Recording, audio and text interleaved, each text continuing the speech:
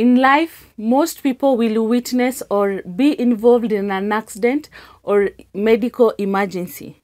And in all this, the most important thing is knowing what to do and how to do it and when you should call for an emergency services.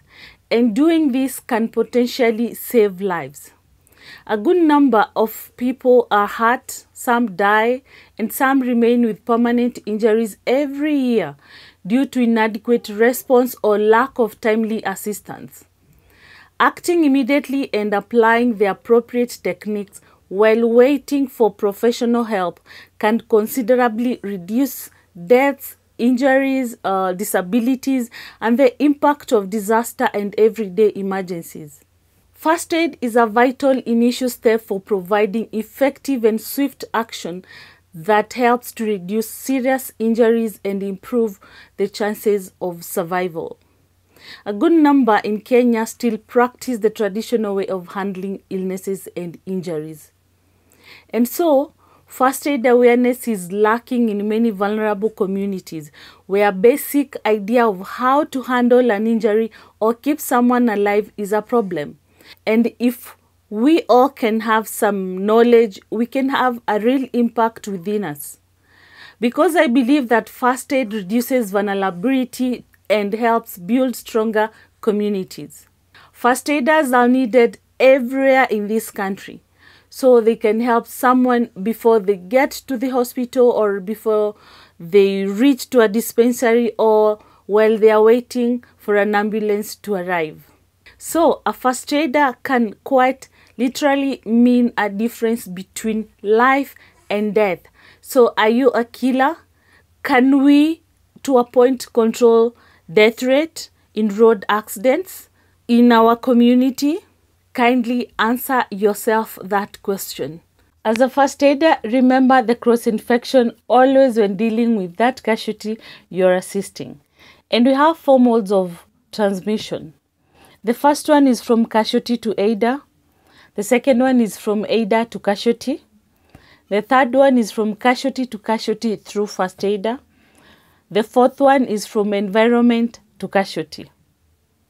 With those 4 modes of transmission, always remember to take steps to avoid cross-infection, transmitting germs or infection to a casualty or contracting infection yourself from a casualty.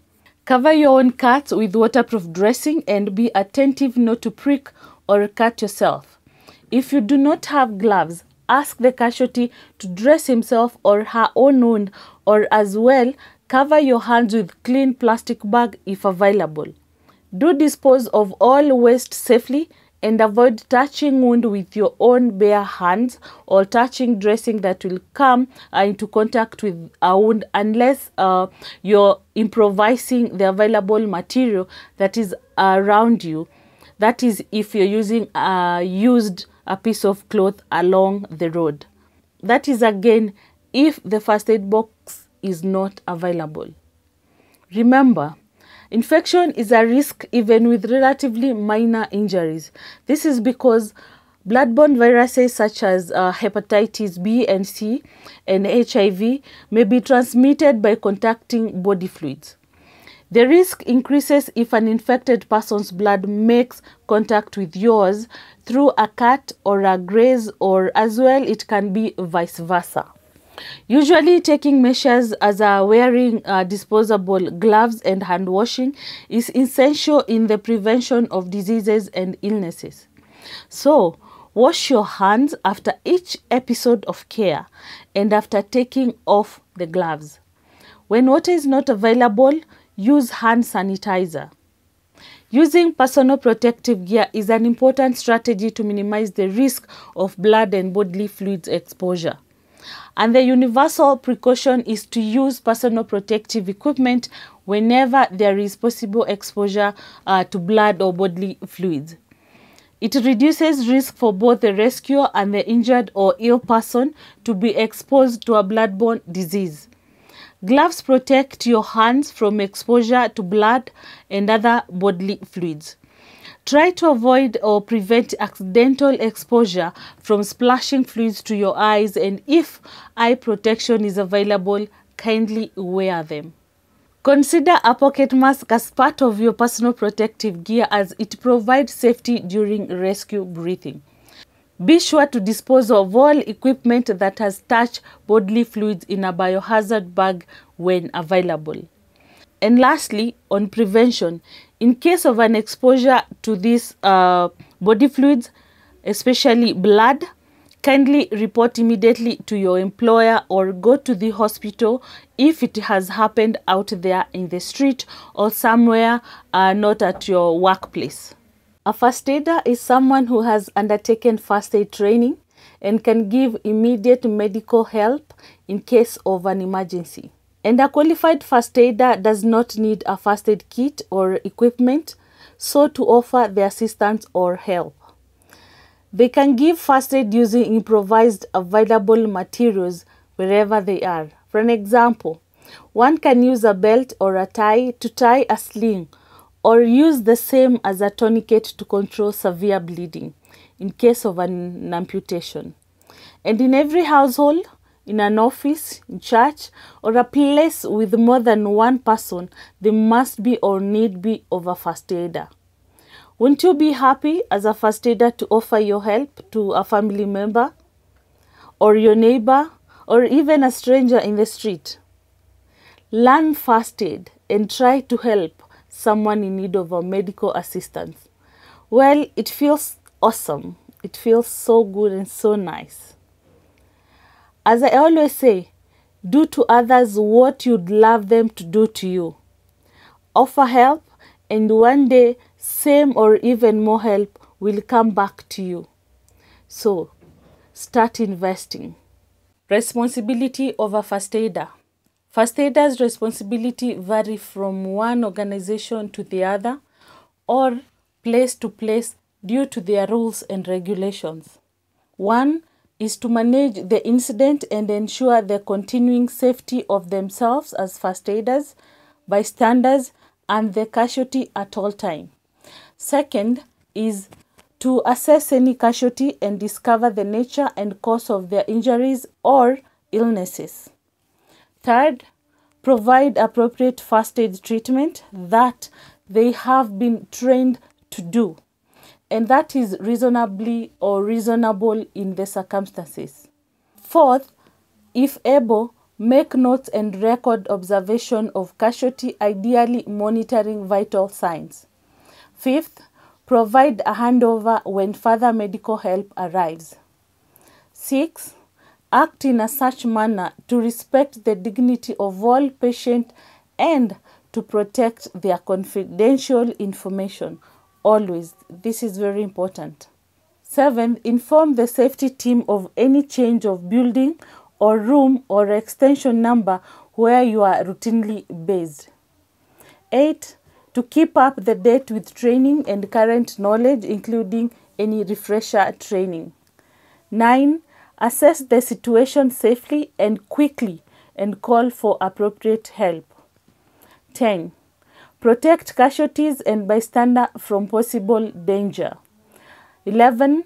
Identify the problems or problem with the casualty as far as possible. 12. Give casualty early treatment, starting with the serious condition first. 13. Get medical help from more qualified personnel. 14. Is to prevent cross-infection. 15. Do not breathe or cough or sneeze over a casualty's wound. 16. Comfort and reassure. 17. Is to stay calm and take charge of the situation. 18. Introduce yourself to them to help gain their trust. 19. Explain the situation and anything and everything you are going to do before you do it. The last one, 20. Always take care of your self-being, treat your mental health, and always share or discuss your most disturbing scene in your work forum meeting that are meant for this, so to avoid depression. First aid is the initial assistance that you give to a casualty using available materials and generally accepted principles before handing over to a more qualified or responsible person or taken to the hospital or a dispensary. Why do we do first aid? We have three most important reasons why we do first aid, and I will explain each one of them as I state them. Aims of first aid, or you can call them 3 P's. The first one is to preserve life. Your main goal should be to keep the person alive, not only the casualty's life, but your own as well. Far too often, only one person's life is in danger when the emergency services are called, but at the time they arrive, they are more. If you put your life in danger, you can end up fighting your own life instead of the casualty. The second aim is to prevent the situation from worsening. Keep the injured person safe and from becoming injured anymore. It is always recommended that you do not move them until help arrives. The skilled first aider must take action to prevent the whole situation from worsening, like controlling traffic, as well as acting to prevent the casualty's condition from deteriorating. The third one is to promote recovery. Try to help fix their injuries as best as you can. The actions of a first aider should, after preventing things from worsening, help the casualty to recover from their illness or injuries. We have a couple of orderly steps to follow while dealing with casualties. First one is primary survey. The first priority with the patient is to make sure the airway is open and then to check whether they are breathing normally. If the casualty is breathing normally, that means their heart must be beating, so blood is being circulated around the body. The second priority of treatment is secondary survey. Once you're happy that the casualty is breathing normally, oxygen is being circulated around the body, the next priority is to deal with any major bleeding, because you need to maintain enough blood to circulate the oxygen around the body. After these steps, the next priority is to deal with the broken bones. Let's hold there for now about primary survey and secondary survey. We're going to deal with these two steps later. But for now, let's learn about incident management. We have 5 action plan at a site of emergency. The first one is assess the situation. The second one is make area safe. The third one is emergency aid. The fourth one is get help. And the fifth one is aftermath. Now I will explain each step with more words. And we'll start with number 1, which is assess the situation. First, you need to ask yourself some questions. And this is what to consider when assessing the situation. What happened? When and how it happened? Is there any danger to the aider, bystander, or the casualty? What is the gravity of the incident? What is the number of the casualties? What are likely injuries? What are the number of vehicles involved? And many more questions depending with the incident. Now, after questioning yourself, identify any danger first to yourself, bystanders, and then the casualty. Use your eyes, ears, and nose to look for signs and clues. For example, the hiss of gas or the smell of petrol. Decide what happened, how many casualties they are, and where they are. Remember, be aware of casualties who may be hidden behind hedges or wreckage or who have wandered away from the immediate vicinity of the incident. Decide what resources you have available, and again, be calm and take charge unless there is anyone more qualified than you, in which you will still offer assistance. The second point or action plan in incident management is to make area safe. Make the area safe and put your own safety first. Eliminate any obvious danger without putting yourself at risk, and if you cannot handle the risk, get specialized help like police, fire department, KPLC, ambulance, aqua rescuers, or any other that you think they will be of any assistance or your assistance. Crowd control is important to avoid more casualties and fatalities. For instance, in a high voltage electrocution incident, everyone should stay at least 20 meters or 18 yards away from the casualty until the power supply is cut off. No one is allowed to smoke at an accident scene because it could start a fire.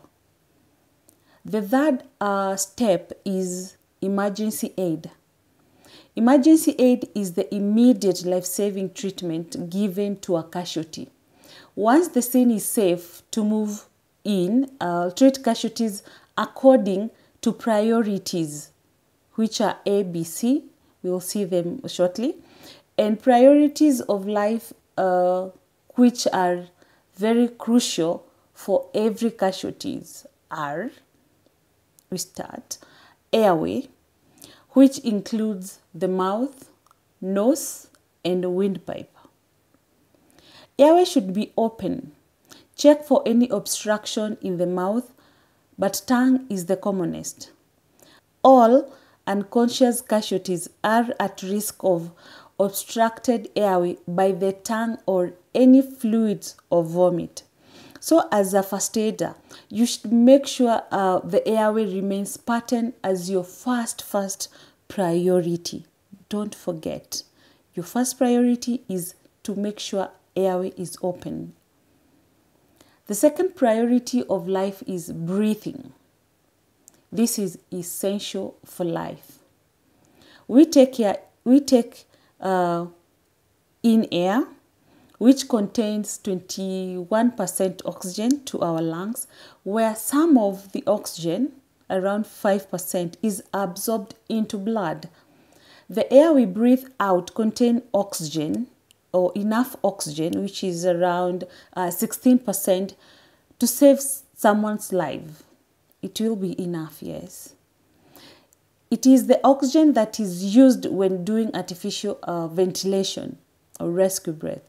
The nature of the breathing can also help in this diagnosis. The third priority of life is circulation. Once oxygen is absorbed into blood in the lungs, it is distributed to the rest of the body and the heart. The heart is a pump that pumps blood to the lungs for oxygenation, then to the rest of the body through arteries, which then branch into smaller vessels called capillaries, so as to reach all body tissues. Blood then flows back to the heart through veins and start the whole cycle again. Without circulation, oxygen cannot reach the tissues it's intended. In fact, if the heart stops, breathing also stops. Now we go back to our incident management step 4. Get help. How to make a call when requesting for help. If you need first, you need to be calm, clear and concise so you can remember to give as much details as possible. Depending with the situation, you may have already called for the assistance of emergency services, or ensured maybe that somebody else has done so for you or on your behalf. When calling the emergency services, it's important to include the following information: caller's identity and phone number. Say who you are. State your location and any landmarks of where you are. Inform the nature of the casualties, sex, and approximate ages. Tell any action taken. Say any materials needed. Any environmental hazard and other prevailing condition like heavy traffic. And at the end, confirm clarity of your information and ask how long the ambulance will take to reach you, and be the last one to hang up the call. In summary, under point 4 of getting help, an emergency call can be made easier for you to remember, or it has made easier for you to remember what to say without missing a point.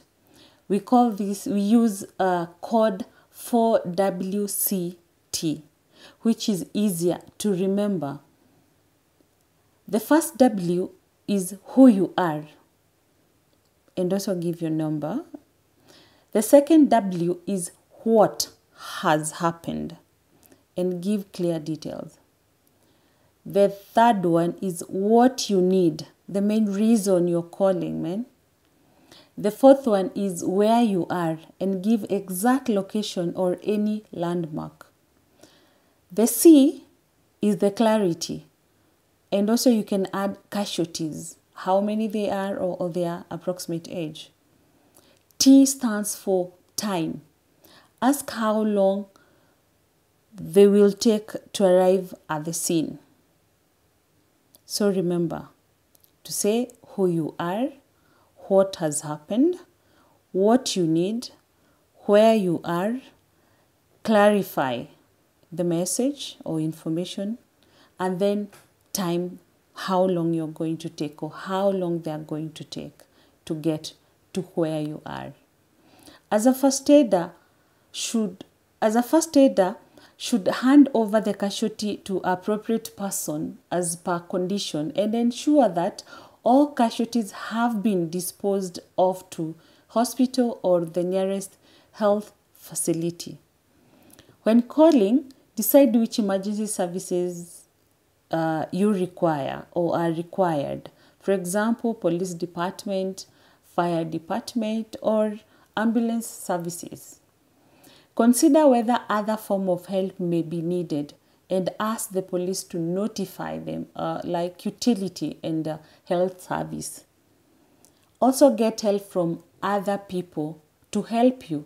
You can use bystanders around you. Make the area safe. Telephone for assistance. Find and fetch equipment. Control traffic. Give them something to do. Keep them busy. The onlookers. Control bleeding with your guidance if they don't know how. And others can be, and others to maintain maybe casualties' privacy. If using bystanders to call for help, give clear instruction, please. Ensure they report back with any or all message, and so that you can obtain confirmation that help has been called, and you need to know what they have said. So make sure that the bystander you sent to make a call has reported back to you and has given you the information that he has received from the other end. The last action plan of incident management is aftermath. After giving first aid, a number of things should be done.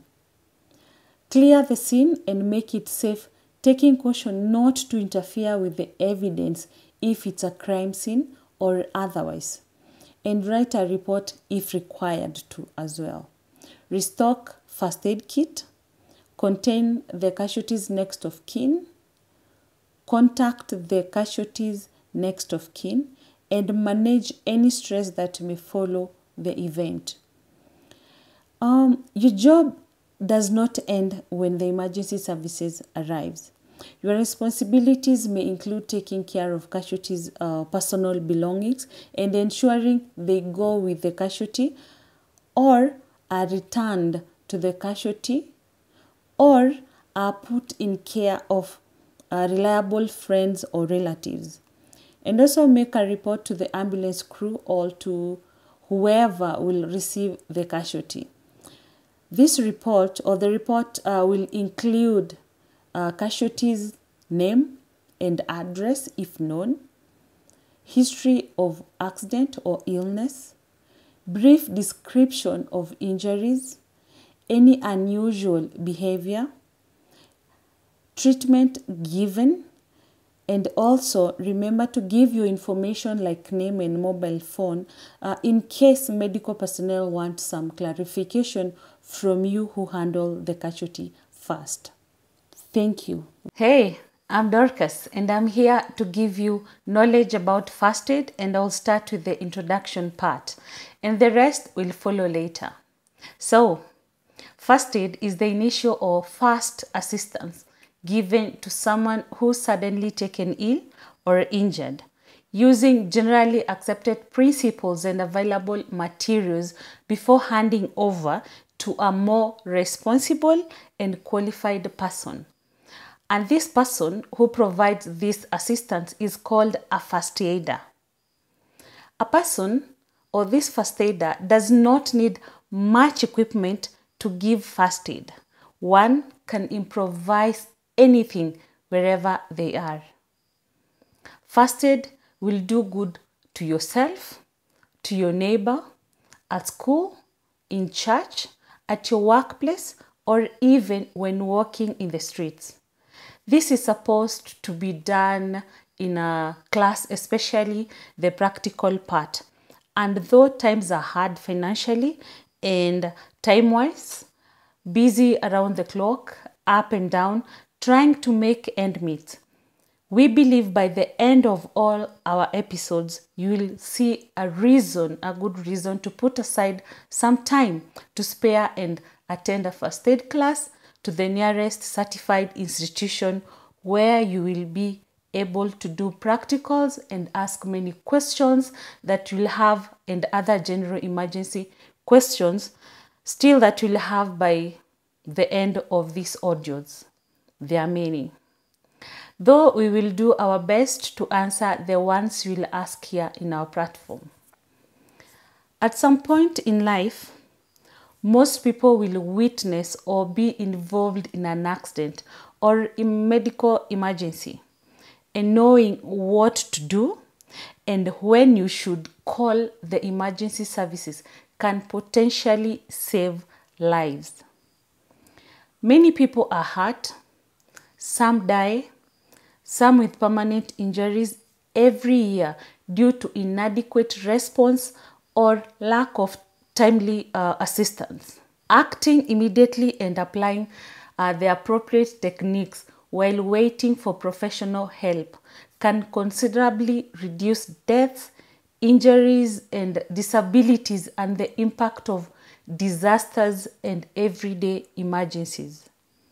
First aid is a vital initial step for providing effective and swift action that helps to reduce serious injuries and improve the chances of survival in our community.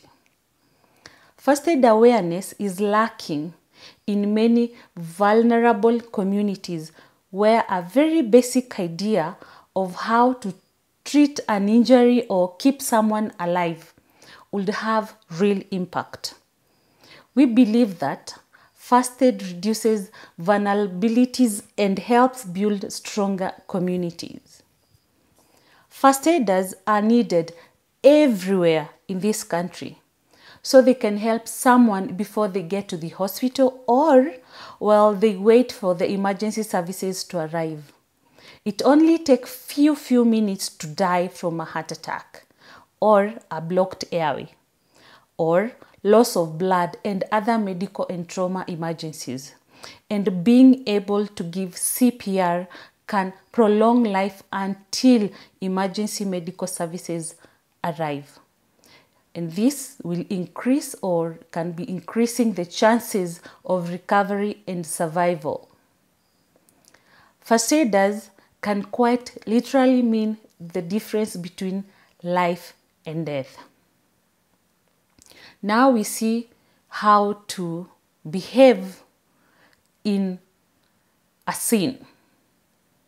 We call this scene safety.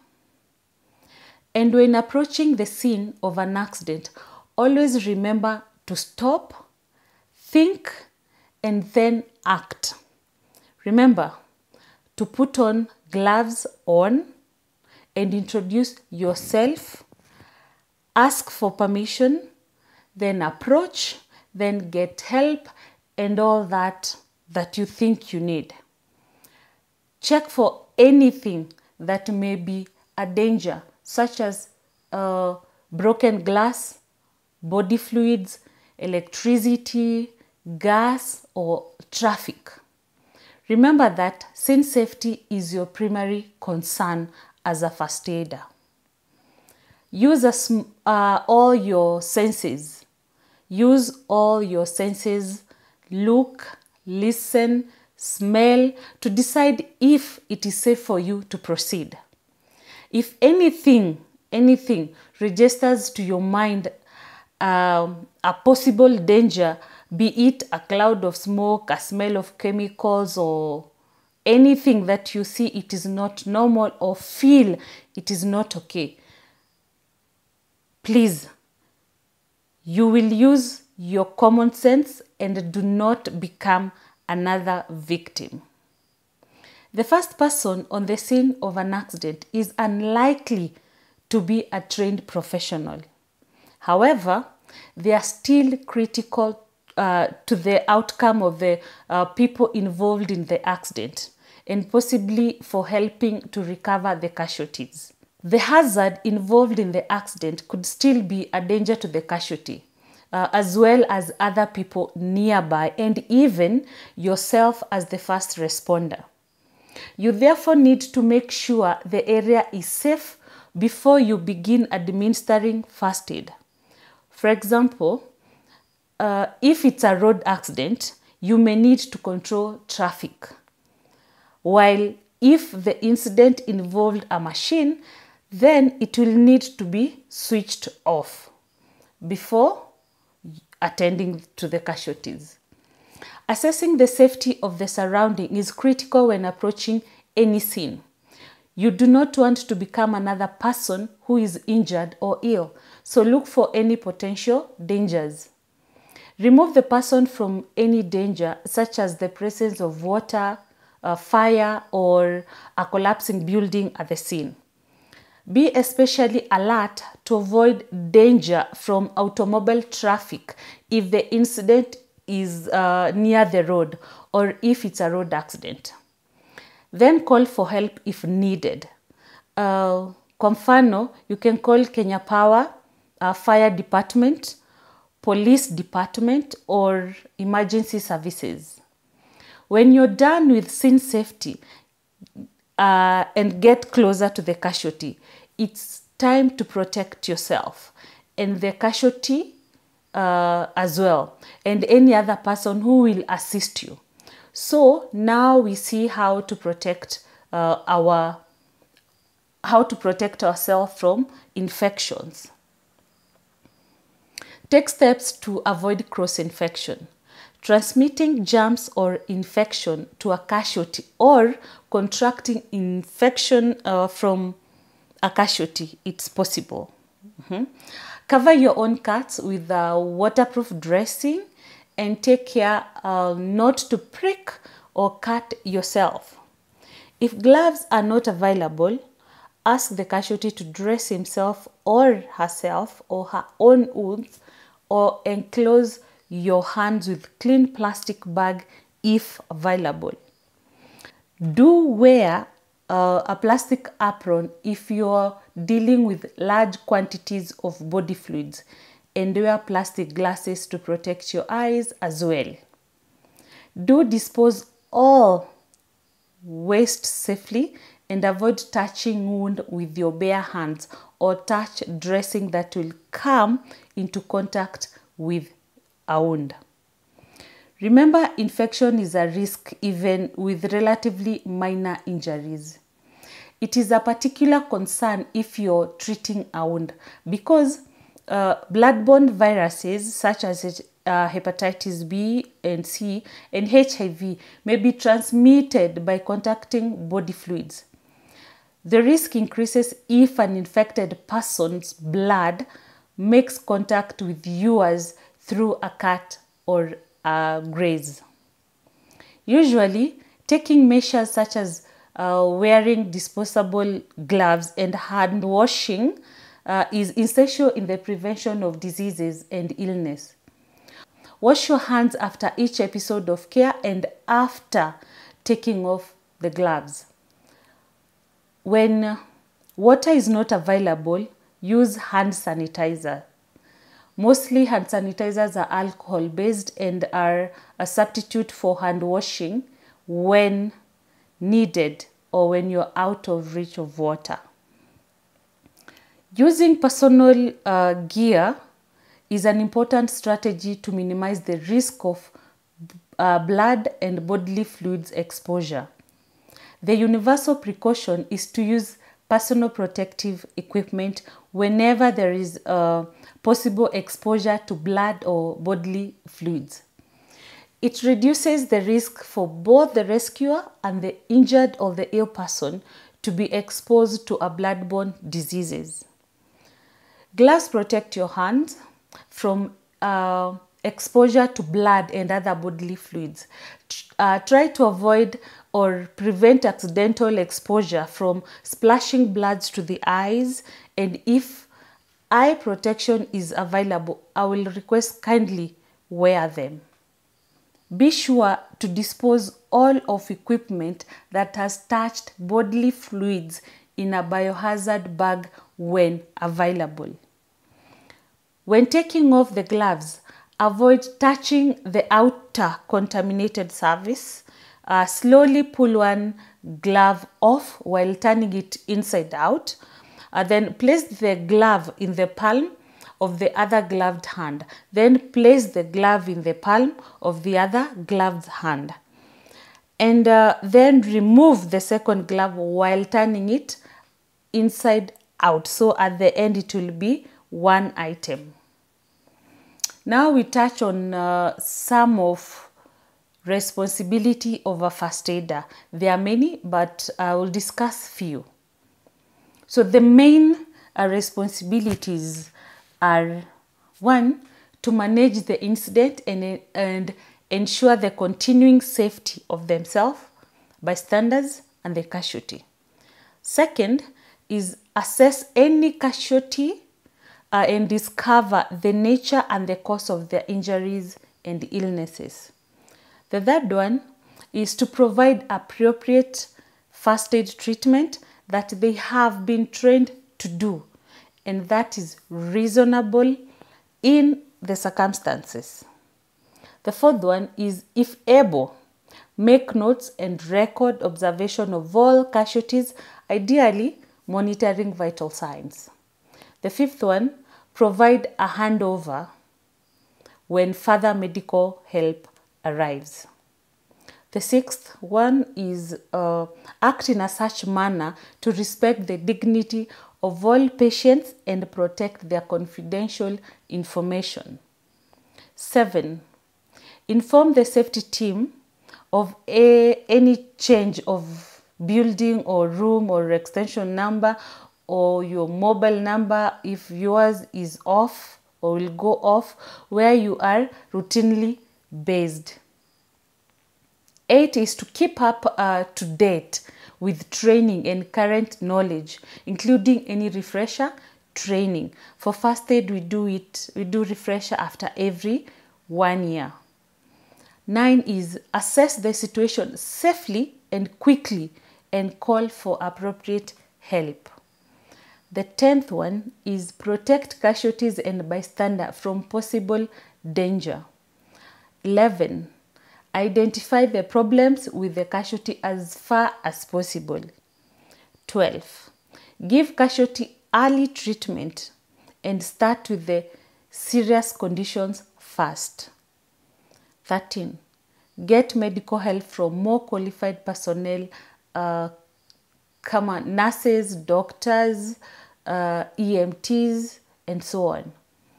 Number 14 is to prevent cross-infection. 15. Do not breathe or cough or sneeze over a wound or over casualty. 16 is comfort and reassure your casualty. 17. Stay calm and take charge of the situation. 18. Remember from the beginning to introduce yourself to them to help them gain their trust in you. Explain the situation and anything you're going to do before you do it. So those are some of the responsibility of first aider to the casualty.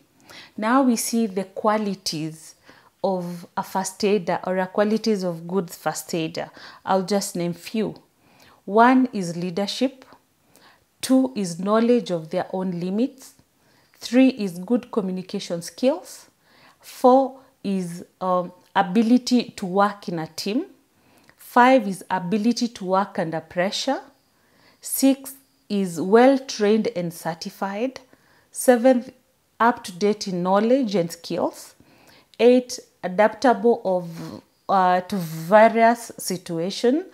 And 9th one is examined and regularly re-examined. And number 10 is keen and attentive. And lastly, for now, is be a good listener and a well-behaved first aider. Thank you for listening. Goodbye. Our topic today is about casualty management, and we are going to learn on how to manage a casualty who is unconscious but breathing. And we have 2 steps to follow, and these steps are primary survey and secondary survey. So we start with primary survey. What is primary survey? Primary survey is a quick way to find out how to treat any life-threatening conditions a casualty may have in order of priority in a certain sequence of find and treat basis. When performing primary assessment, depending on your findings, you're not supposed to move to secondary assessment before stabilizing life-threatening condition under primary survey. We can use DRABC or Dr. ABC to do this, where D stands for danger, R stands for response, A stands for airway, B stands for breathing, and C stands for circulation. We always start with danger. Do a scene survey and check if there is any danger to you first as a first aider, the bystanders around, and the casualty. Remove any danger before and ensure safety before you assess the casualty. And if you can't remove the danger, call for necessary assistance. The second step is to check for response. Check level of consciousness of the casualty by asking a direct question like, "Hello, can you hear me?" Give a command like, "Open your eyes or wiggle your toes." Shake the casualty's shoulder gently and do not shake the head. The level of response is in order to accurately measure the casualty's level of consciousness. And we use a scale of consciousness called AVPU scale or COD, where A stands for alert, V stands for voice, P stands for pain, and U stands for unresponsiveness. So when you check for alert, is the patient alert? Can the casualty open the eyes or can he or she answer the questions asked? When checking for voice, is the casualty responding to your voice? Can he or she obey the command and answer the question you ask?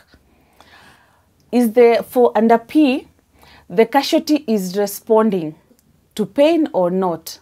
Can he or she move if pinched? And U stands for unresponsiveness. Is the casualty responding? If there is a response, then establish what happened from the casualty and proceed with your assessment. Treat any conditions found and monitor vital signs like level of response, breathing, and circulation. And monitor the casualty until help arrives or he recovers. And remember to record vital signs every 10 minutes. But if there is no response, shout for help or call for help or send for help. Do not move the casualty unless it is absolutely necessary, like when maybe there is an immediate danger. If this is not possible, turn the casualty onto their back and open the airway after a quick assessment. The third step is to open airway. Open airway by held tilt maneuver. Place one hand on the casualty's forehead and gently tilt the head back. Then lift the chin using 2 fingers placed on its bony part, the chin.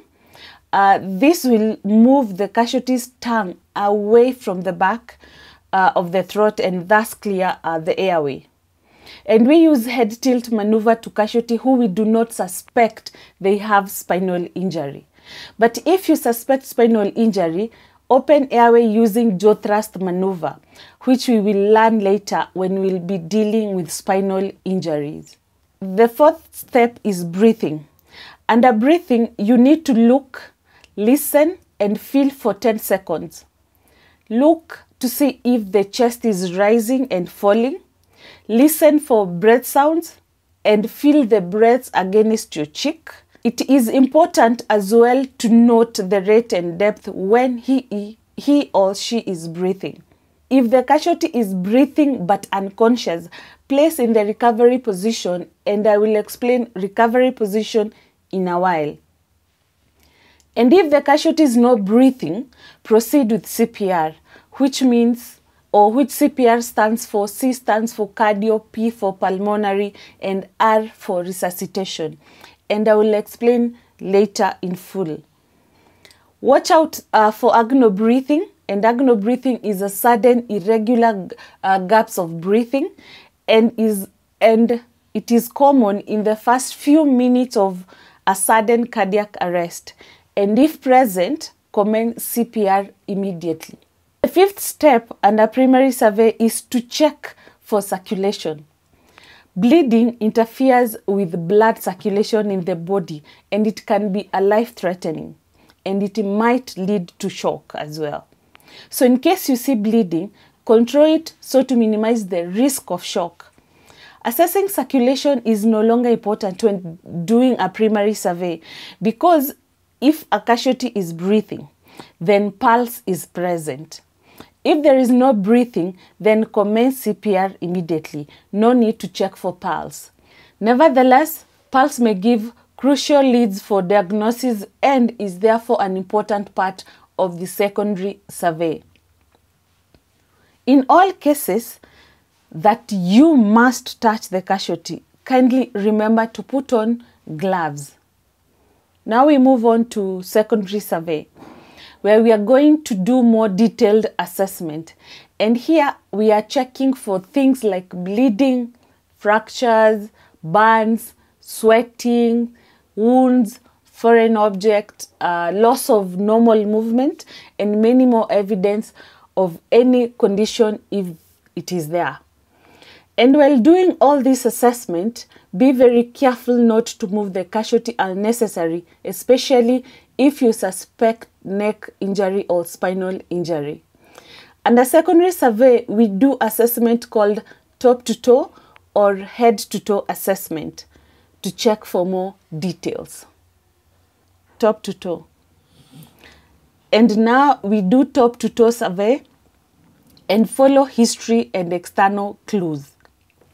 Check all the areas quickly but carefully. Begin from the head and proceed systematically to the feet.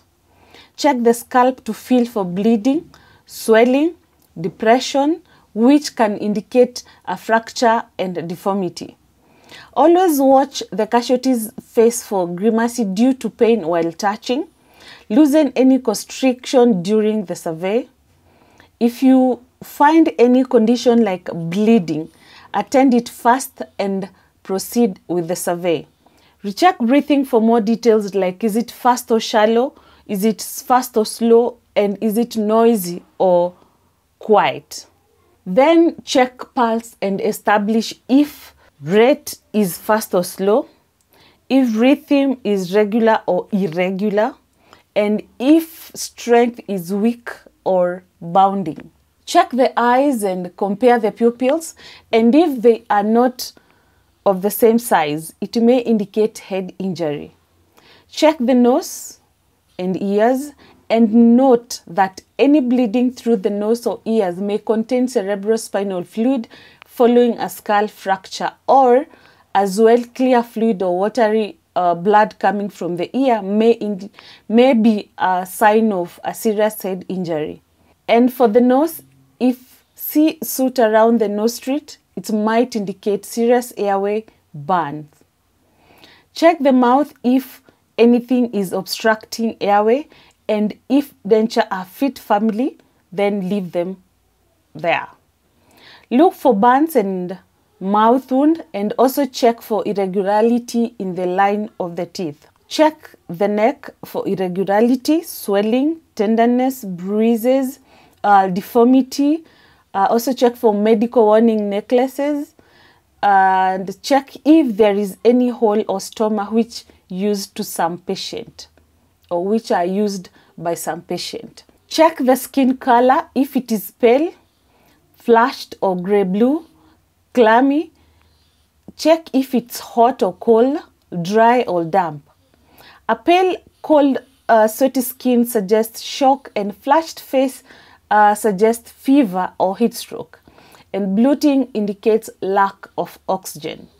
Examine the chest for tenderness, deformity, and irregularity as well. You can ask the casualty to take a deep breath if they are conscious, and see whether the chest will expand evenly, equally, and easily on both sides while listening for unusual sound. Ask if it is painful when breathing. I repeat, you do this if the casualty is conscious. They can talk back, or they can hear you talking and they can respond. Check the collarbones, shoulders, and rib cage for any swelling, tenderness, or deformity. Examine the backbone, the spine for swelling and tenderness by passing your hand through the natural body hollows. Examine the abdomen by gently feeling it for tenderness and rigidity, which could be a sign of internal bleeding, and also check for skin discoloration and bruising. Check each arm individually and then compare them. Check the fingers for any discoloration or pallor. Examine the pelvis for sign of fracture, and check for any bleeding from orifices and any evidence of incontinence, which can be a sign or can suggest spinal or blood injury, or even can suggest pelvic fracture. Check the casualty's pocket for any clues like medical cards or any medication. Examine the lower limbs. Look, feel, check for bleeding, swelling, deformity, and tenderness individually and compare them. Remove the footwear and examine the toes. And if the skin color is gray-blue, that may indicate a circulatory disorder or any injury due to cold. After top to toe, ask for history and external clues. For every incident, gather as much information as possible from the casualty and any eyewitness. However, be wary for such information. Though useful, most of the time may also be misleading, inaccurate, or untrue. The following are some important aspects of history taking, where we use sample code to make sure that we remember everything and we ask the important and appropriate questions. Where S stands for signs and symptoms. A stands for allergy. M stands for medical condition or medication. P stands for pertinent past. L stands for last oral intake. And E stands for event surrounding the incident. And now I will explain more. Sign is what you can see, like swelling, bleeding, discoloration, deformity, and compare the injured body part with the uninjured side. Also, you can see medical warning bracelet or necklace and so on. So sign is what you can see. And the symptom is what the patient describes. Ask much details as possible, but keep them short and simple while listening carefully. For example, you can ask him or her to describe the pain, like is it sharp pain or a dull pain, while making eye contact always when talking to your casualty, and so on. For allergy, is the casualty hypersensitive to any drug, food, or other environmental allergies? For M, which is medical condition or medication, is the casualty on any medication currently, or is the casualty on prescription or not? For pertinent past, is there any past medical or surgical intervention? Is there any history of similar illness or injury? For the last oral intake, what type of food taken, if any, and at what time? For events, what happened just before the incident? And always remember to compare the injured. For external clues, some casualty who have a long-standing illness may have some form of medical identification. This could be a tag, a warning bracelet, or an inhaler, or a card. Asthmatics may have inhaler. Diabetics may have sugar lump or sweet. Those with angina, which is a heart condition, may have tablets. Look for these clues and use them to help you reach a diagnosis. But bear in mind that a casualty may be suffering from different conditions as well. For instance, a casualty who usually has a heart condition may be unconscious due to stroke. The external clue must therefore be correlated with evidence, signs, and symptoms so as to reach to a logical conclusion. At the end of your secondary survey, you should come up with a good and clear report to give to the medical personnel who will take over the care of the casualty.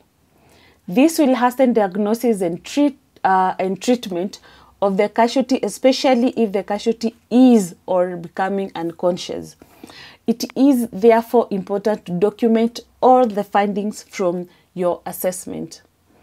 Now we learn how to put an adult in recovery position, or what we call semi-prone. An unconscious casualty who is breathing but has no other life-threatening condition should be placed in recovery position. And what is this recovery position? Recovery position is placing an unconscious person onto their side in order to protect the airway, which also ensure that any vomit or fluid won't cause them to choke. In this position, you keep their airway open and clear, and also helps ensure that the person will not choke on any fluid or vomit while unconscious. The vomit will drain away without interfering with their breathing. In recovery position, the person is positioned to lie on their side if you do not suspect spinal injury. The head is also gently tilted back and lifted through the chin to ensure that there is nothing blocking the airway. The person's condition is then continuously monitored until help gets to the scene. If you find someone collapsed, you should first perform primary survey, and if it shows that they are unresponsive but breathing, put them in the recovery position as follows. Kneel by the casualty and straighten the legs. If they are wearing glasses or have any bulky items in their pocket, remove them as you get there. Place the arm that is nearest to you at a right angle to their body, with the elbow bent and their palm facing upwards. Bring their other arm across their chest and place the back of their hand against their cheek nearest to you and hold it there with your hand. With your other hand, the one on the lower extremity side, pull their fanny up so that their foot is flat on the floor. Keep the back of the casualty's hand pressed against their chest. Pull the far leg to roll the casualty towards you on their side. You can then adjust the top leg so that it is bent at a right angle. Gently tilt the casualty's head back and lift their chin to make sure their airway stays open. You can adjust the hand under their cheek as you do this. Call for an ambulance if it hasn't already been done. Monitor their level of response while waiting for help to arrive or an ambulance to arrive. If they remain in the recovery position for 30 minutes, roll them into a recovery position on the other side. Please note, if you suspect spinal injury, use jaw thrust technique. Place your hand on both sides of their face. With your fingertip, gently lift the jaw to open the airway. Take care not to tilt the casualty's neck. Grasp the angle of the lowest jaw and lift with both hands on each side, moving the jaw forward. If the casualty's lips are closed, try open the lower lip using your thumbs. And also note to turn expectant mother on their left side so to increase blood flow to the heart and to the baby when placing into recovery position. This will prevent compression of the inferior vena cava by the uterus, which could be fatal for both the mother and the child. For babies, this is what we do. For baby less than a year old, a modified recovery position must be adopted. Cuddle the infant in your arms with the head tilted downwards to prevent the baby from choking on their tongue or inhaling vomit. Monitor them and record vital signs. Check for level of response, check for pulse, monitor breathing until medical help arrive or until you get to the hospital. Thank you. Our body needs steady supply of blood to keep it working right, and blood delivers oxygen to all the body cells, and without oxygen, this cell will die. And if that oxygen-rich blood doesn't circulate as it should be, a person could die. Our topic today is about reviving heart and lungs, which we call it CPR, and CPR in full is cardiopulmonary resuscitation. This is a life-saving emergency procedure for reviving heart and lung function, involving special physical techniques and often the use of electrical and mechanical equipment. How to recognize cardiac arrest is with unconscious casualty and not breathing, and some will have agno breathing, convulsion, and confusion with epileptic seizure. Chest compression is delivered by effective rate, depth, duty cycle, and position, and also recoil of the chest. As I have said, this is a procedure performed on unconscious casualty who is not breathing, and its objective is to supply the brain with oxygen till help is available. In order to maintain oxygen supply to the body, a person must be breathing and their heart must be pumping as well. If either any of these functions stops, the brain and any other vital organ will quickly deteriorate, and the brain cell will start to die within 4 to 6 minutes unless urgent action is taken to circulate oxygen around the body. This will inevitably result to death. It is not dangerous to do CPR to someone who turns out to be conscious after all. The greater risk is that people mistaken a person's final gasp of breath as a sign of consciousness and then decide not to do CPR again, where we call this breath agno respiration. And this can mean they are dying in front of you. CPR, it compromises of two things. The first one is artificial ventilation and the second one is chest compression. For artificial ventilation is literally breathing for the casualty till they can breathe on their own or until advanced help is available. And this artificial ventilation can be given through mouth to mouth or mouth to mouth and nose, especially for infants, or mouth to nose where the mouth cannot be used, or mouth to stoma for the neck breather who have a hole made surgically in the neck to breathe through. Preventing cross-infection in this procedure carries the risk of transmitting diseases to the first aider and the casualty. This risk is reduced significantly by using protective gears like face mask and shield. Where they are unavailable and the aider is not willing to give ventilation with or without them, especially this time of COVID-19, then only chest compression should be given. And for the age variation, for the concept of artificial is basically the same in all ages. However, due to anatomical consideration, some alteration in the procedure do exist to ensure effectiveness with minimal injury to the casualty. And so for adults, ensure the airway is open, pinch nose firmly closed, take a deep breath and seal your lips around the casualty's mouth, blow into the mouth until the chest rises and then remove your mouth to allow the chest to fall. Give one ventilation every about 5 seconds. For children, ensure airway is open, seal lips around the child's mouth while pinching the nose, blow gently into lungs, looking along the chest as you breathe. Take shallow breath and do not empty your lungs completely. As the chest rises, stop blowing and allow it to fall. And do this at a rate of 1 breath every about 4 seconds. And for infant, ensure the airway is open, seal your lips around the baby's mouth and nose, blow gently into the lungs, looking along the chest as you breathe. Fill your cheeks with air and use this amount each time.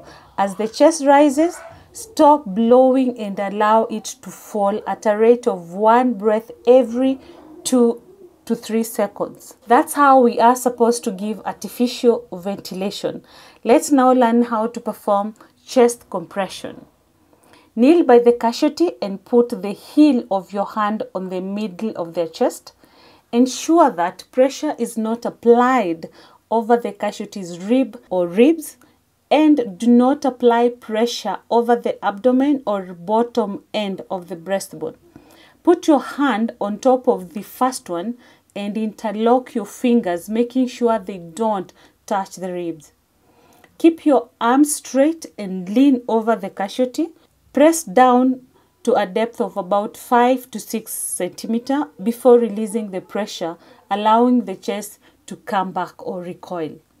Repeat the compression 30 times at a rate of between 100 and 120 compression per minute. And if you are more than one, kindly change the compressor after every 2 or less minutes. The beats of song Staying Alive, or perhaps the song Half a Pound of 2-penny rice, can help you keep the right rate. That is if you know the songs. I'm still listening and following keenly for a Kenyan song, which I can use to help us with the right compression rate. But if you know one, please use it and share it with me as well. After 30 chest compression, you need to give 2 rescue breaths or artificial ventilation. To do this, open the airway by placing one hand on the forehead to tilt the head back and use 2 fingers from the other hand to lift the chin.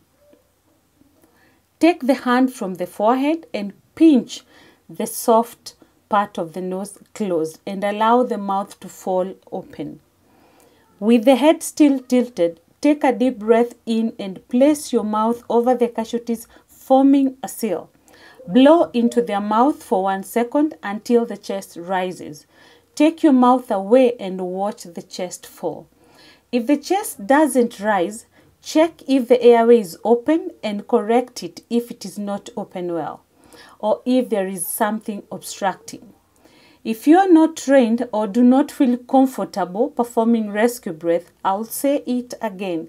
Give continuous chest compression till help arrives or the casualty recovers, or otherwise, that I will say later. This entails pressing the heart between the breastbone and the spine to expel blood and then giving it time to fill, thus as a pump to ensure circulation of blood. This procedure, when accompanied by ventilation, ensures oxygenation of tissues till the casualty recovers or help arrives. And still, chest compression or hands-only CPR will still do good. This procedure is relatively safe to the aider but can cause serious injury and even death of the casualty if not done properly. Extreme caution is advised where rib fractures are suspected.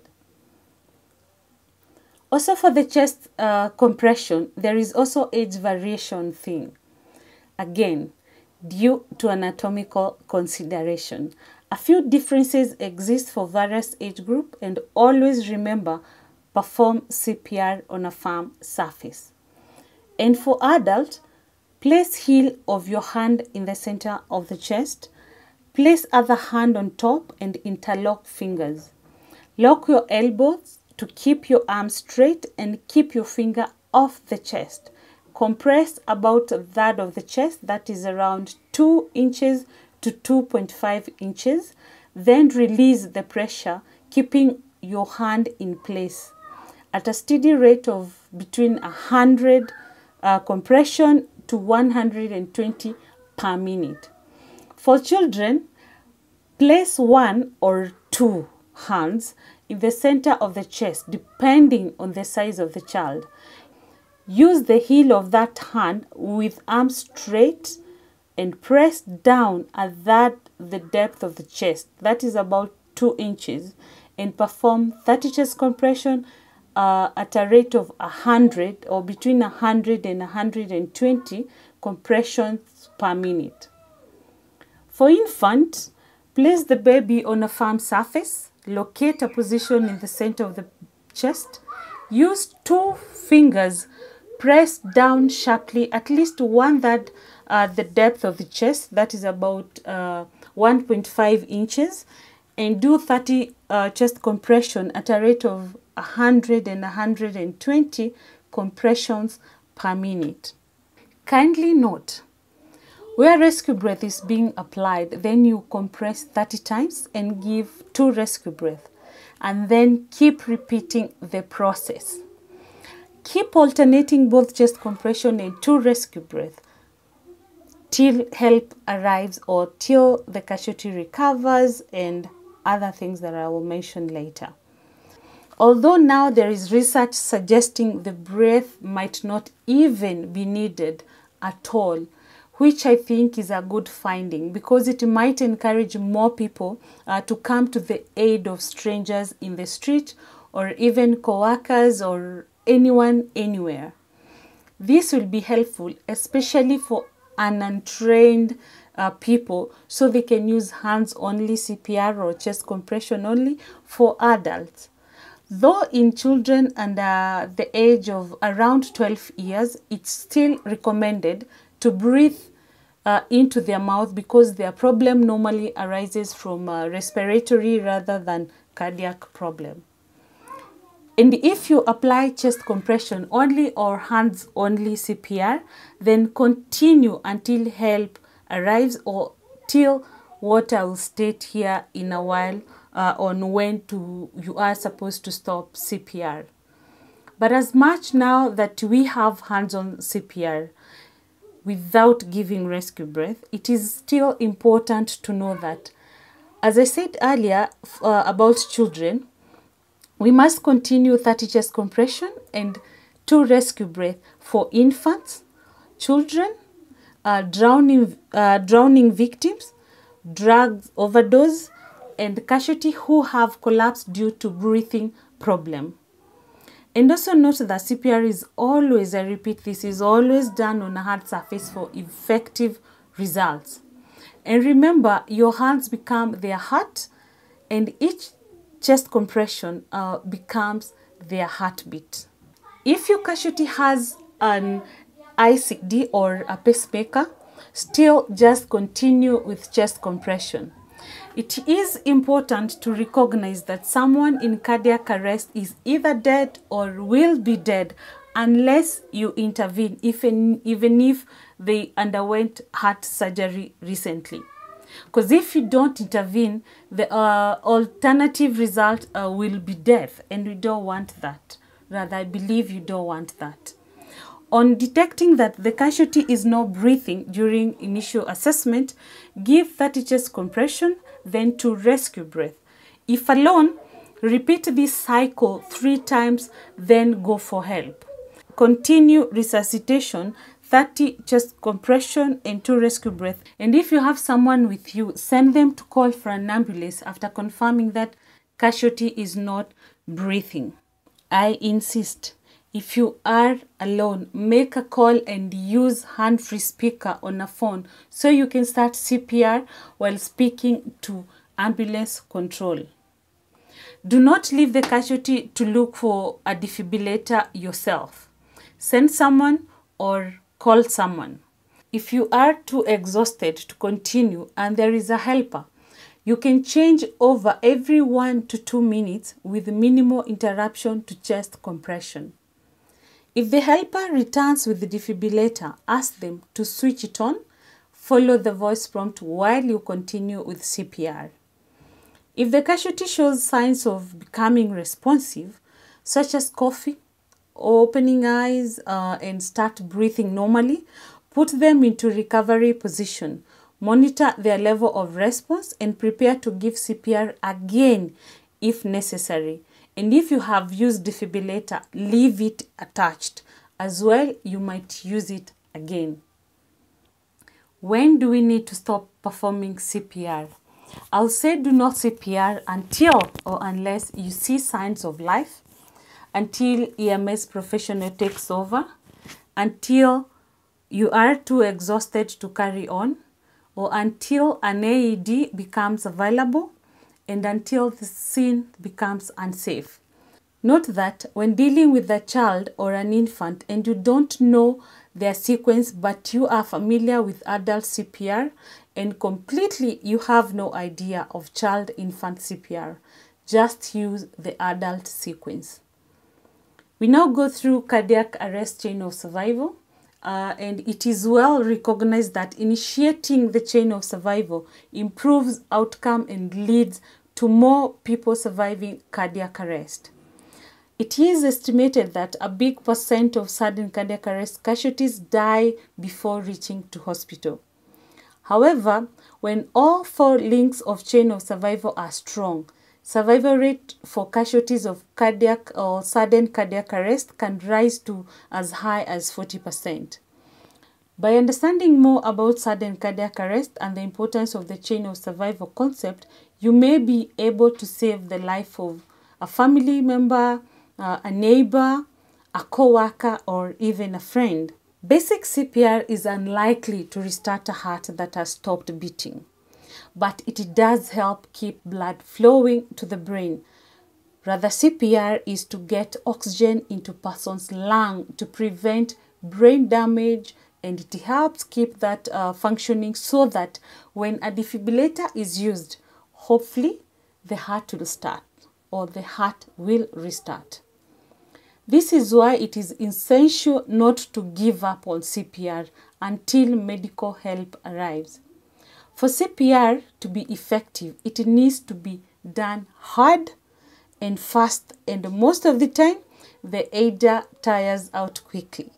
So you need to position yourself where you can continue this for a long time, or you can take turns with someone else if you're not alone. But if your casualty doesn't immediately come back to life, it doesn't mean you're not, or it doesn't mean you're doing it wrong. It's just rare for CPR casualty to rouse from unconsciousness straight away. And if someone without a pulse appears to recover and regain a pulse through CPR, then the chances are that Their heart was still beating faintly all along. But I believe in miracle, and miracles do happen. Although the changes that have been made are fairly minimal from a first aider point of view, emphasis has been made on ensuring that good quality chest compression are achieved in order to minimize the time spent without blood flowing around the body. The 4 links in the chain of survivals are: 1 is early recognition and call for help. Recognize signs of cardiovascular emergency like heart attack, cardiac arrest, stroke, and call for help immediately. The aim here is to prevent cardiac arrest and its complication. The second link is early CPR. Keep the brain and the heart perfused till specialized care is available. The aim here is to buy time till help arrives. The third link is early defibrillation. Use a defibrillator to restore the heart normal rhythm, or use an AED, or what we call automated external defibrillator, if available. Modern ambulance has defibrillators nowadays, and the aim on this point is to coordinate the myocardial electrical activity. The last link in chain of survival is early advanced care, which is given by qualified paramedic like ambulance crew or other health personnel who reach the casualty within shortest time possible with advanced equipment and medication needed. And the aim here is to restore quality of life. We are stressing the importance of the public to take CPR classes, if not the full first aid course, because if there is a bystander who recognizes the emergency and is ready, willing, confident, and able to act, they can triple survival rates if they begin immediate CPR. The most common reason people die from cardiac arrest is because no one nearby the casualty who knew how to perform CPR, or if there was someone with the knowledge and skill, then they didn't actually do it. I request you to get trained, know it, and save lives, because emergencies don't come with a notice. I repeat, emergencies don't come with a notice. Kwaheri.